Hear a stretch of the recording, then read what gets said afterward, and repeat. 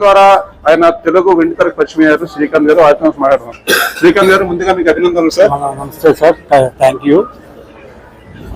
స్థానిక కళాకారులతో రూపొందినటువంటి ఎవరి సినిమాకి వారే చిత్రం విజయవంతం అయిందండి.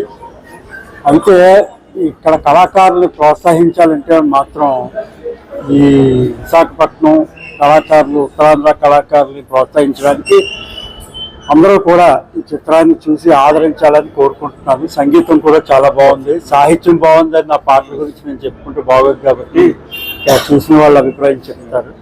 ధన్యవాదాలు. ఇద్దరు కూడా మీరు మామూలుగా సాహిత్యవేత్తగా తెలుసు, కానీ సినిమాకి రచయితగా మనం మీకు అనిపిస్తుంది. అంటే సినిమా రచయితగా గతంలో 2-3 సినిమాలకి రాశానండి. అవి ఇంకా తెరకెక్కలేదు, తెరకెక్కినా విడుదలకి నోచుకోలేదు.